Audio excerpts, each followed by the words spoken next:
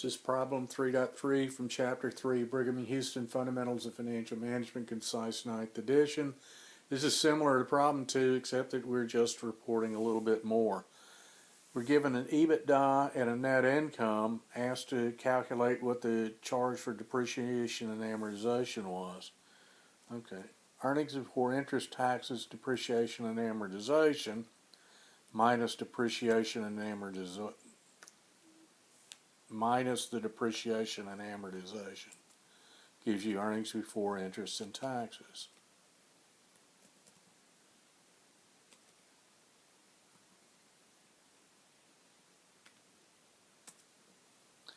If you subtract the interest expense, you get earnings before taxes.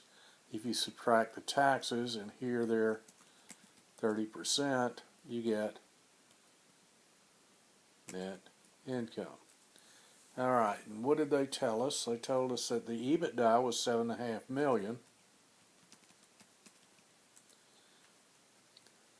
They told us that the firm had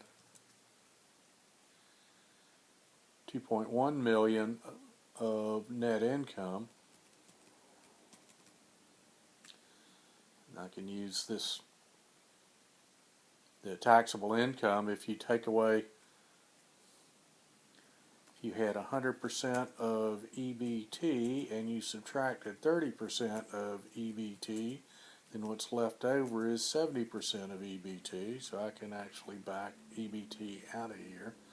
That would be equal to 2.1 million divided by 0.7.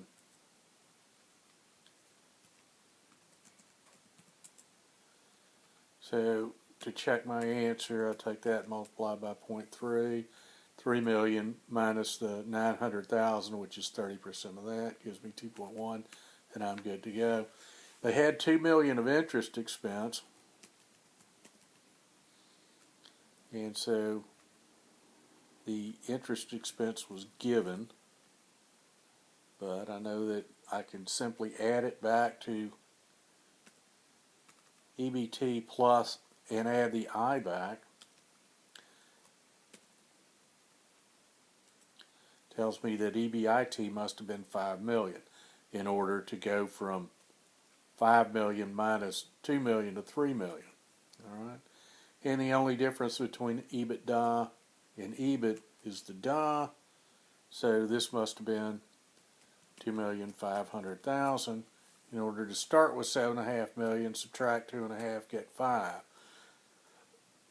So the charge for depreciation and amortization must have been $2.5 million.